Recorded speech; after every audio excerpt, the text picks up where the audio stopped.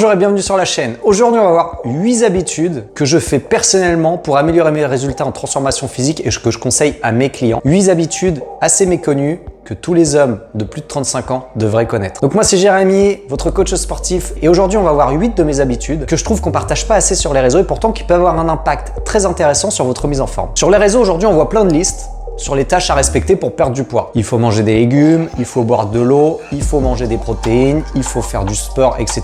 Sauf que tout ça, on le sait, on le voit partout et puis on s'en doute. Aujourd'hui, je vais vous partager 8 astuces pour réussir à améliorer mes résultats et que je conseille à tous mes clients. Astuce numéro 1, éviter les écrans après 20 h et éviter les écrans directement quand on vient de se lever. Bon, ce que j'appelle les écrans, c'est surtout notre téléphone, les lumières bleues, dans l'idéal aussi la télé, mais je sais que ça va être difficile après 20 h. Mais déjà, éviter de regarder trop notre téléphone. Pourquoi? Parce que l'une des règles de base qui est beaucoup trop sous-estimée par tout le monde, mais qui est pour moi l'une des priorités quand on cherche à avoir une transformation physique de qualité, c'est d'améliorer la qualité de notre sommeil. Alors je sais que c'est pas toujours facile, surtout quand on est père de famille, quand on a un travail en horaire décalé, etc. Mais en tout cas, il faut faire tout notre possible pour améliorer la qualité de notre endormissement, même si c'est pas parfait. Mais il faut tout faire pour l'améliorer. Et pour ça, les lumières bleues sont quand même un ennemi de taille. Astuce numéro 2, n'hésitez pas à boire du thé. Je trouve le thé exceptionnel. Pourquoi? Parce que déjà, ça vous permet de vous hydrater facilement. Mais surtout, le thé est un formidable coupe-faim. Moi, quand j'ai envie de craquer, mais que je veux pas manger n'importe quoi, je me fais un thé. Je sais que ça va m'hydrater. Et puis en plus, souvent, ça m'aide à me couper la faim. Si vous avez envie, vous pouvez ajouter une petite cuillère de miel ou un petit quelque chose pour vous apporter un petit goût un peu sucré, c'est ok. Mais en tout cas, n'hésitez pas à boire du thé. Moi, par exemple, quand je prends pas de petit déj, je me fais toujours un thé. Ou le soir, quand j'ai envie de craquer devant la télé, je me fais un thé. Ça, c'est une très bonne astuce, buvez du thé. Astuce numéro 3, n'hésitez pas à tester le jeûne. Donc, c'est une façon de s'alimenter très intéressante parce qu'en fait, on va arrêter de s'alimenter, on va arrêter d'envoyer des calories dans notre corps durant une période donnée. Ce que je conseille, c'est d'essayer de faire de temps en temps un jeûne de 24 heures. Donc par exemple le dimanche, vous vous arrêtez de manger après le repas du samedi soir et vous remangez seulement le lendemain, le dimanche soir. Donc vous essayez de viser à peu près juste pour faire 24 heures, mais on n'est pas à 2 minutes près. Et ça vous fait 24 heures de jeûne. Le jeûne est quelque chose de très intéressant pour retarder le vieillissement. Pourquoi? Parce que d'amener toujours de la nourriture au corps, ça le force à travailler. Travailler en excès, ça peut augmenter l'inflammation, ça peut éviter un bon renouvellement des cellules. Et donc, ça peut jouer sur notre forme physique. Sinon, on peut commencer un petit peu plus doucement avec un jeûne de 12 heures, ensuite un jeûne de 16 heures, on peut pratiquer le 16-8. Mais en tout cas, je vous encourage à essayer au moins une fois dans votre vie le jeûne. Vous allez voir plein de bonnes choses. Moi, personnellement, c'est une pratique que je fais pas sur toute l'année, mais que je fais régulièrement. Donc, j'aime beaucoup le jeûne en 16-8 parce que c'est facile à faire et j'en ressens assez vite les bienfaits. Donc, quand on jeûne, on a moins de ballonnement, on sent que le système digestif est au repos. On sent aussi une meilleure qualité au niveau de la peau, par exemple, parce que nos cellules se renouvellent plus facilement. Et puis, on se sent en forme. On n'a pas faim en général, sauf si ça dure trop longtemps bien sûr, mais au début on n'a pas faim, ça permet de bien réguler la faim. En plus, ça permet de rentrer en déficit assez facilement, donc si c'est bien géré, on peut essayer sans trop de soucis. Donc ce que je conseille, c'est soit d'essayer le jeûne en 16-8, qui est très facile à faire, il suffit de ne pas prendre de petit déjeuner en général, et donc ça fait 16 heures de jeûne, ou alors, une fois par semaine, on essaye un jeûne de 24 heures. Astuce numéro 4, n'hésitez pas à vous complémenter, mais pour la santé. Souvent, quand on pense complément alimentaire, on pense aux protéines en poudre, BCAA, créatine, gainer. Mais il n'y a pas que ça qui existe. Il y a les compléments type santé, eux, qui sont très intéressants.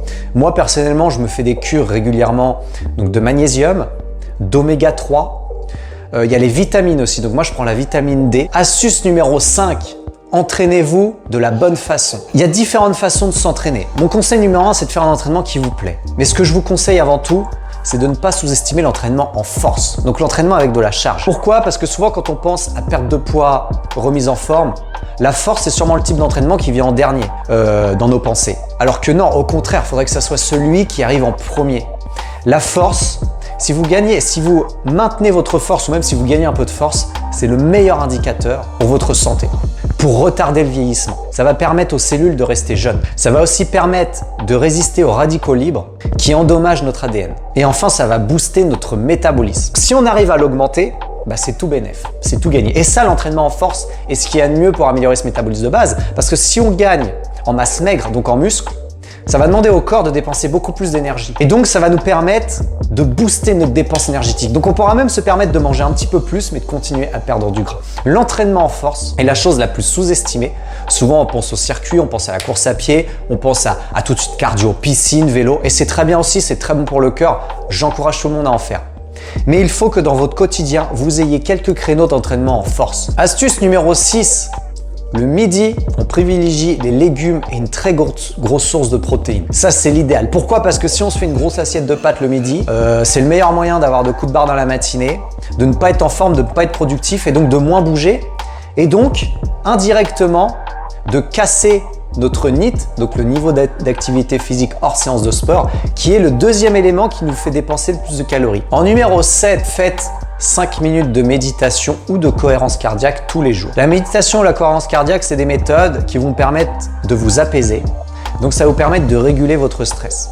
Ça aussi, c'est très sous-estimé, pourtant ça a un pouvoir extrêmement puissant sur le cerveau. Et même si bien sûr ça va pas jouer directement sur la perte de poids, mais d'être moins stressé, ça va vous permettre d'améliorer vos résultats. Vous prenez 5 minutes par jour, vous vous posez dans un endroit calme où vous n'allez pas être dérangé. Et enfin, dernière astuce, la numéro 8, il va falloir un entourage qui vous soutienne. Souvent, quand on veut se remettre en forme, quand on veut se faire accompagner par un coach, quand on commence à changer notre alimentation, quand on commence à refuser de boire autant de verres d'alcool, on peut être mal vu par certaines personnes. Et ça peut un petit peu nous casser le moral. Que si vous vous entourez de personnes qui vous soutiennent dans votre démarche, ça va vous pousser les plus loin. C'est pour ça qu'intégrer un accompagnement avec des personnes qui ont le même objectif que vous, c'est très puissant, parce que vous allez être entouré d'une communauté qui va vous pousser vers votre objectif. Et de voir des personnes qui vont avoir le même objectif que vous et qui vont faire les efforts, ça va vous pousser à faire les efforts même dans les moments où vous allez avoir envie de lâcher. Donc, votre entourage va être très important. Vous faites ça avant tout pour vous, pour votre famille, pour votre avenir. C'est votre vie, c'est votre corps. C'est vous qui êtes aux commandes. Donc, c'est à vous de faire les bons choix pour vieillir en bonne santé et à la fin n'avoir aucun regret. N'hésitez pas à me dire en commentaire ce que vous en avez pensé, à vous abonner à la chaîne si vous voulez plus d'astuces pour vous permettre de vous remettre en forme. Merci encore d'avoir regardé, à très bientôt.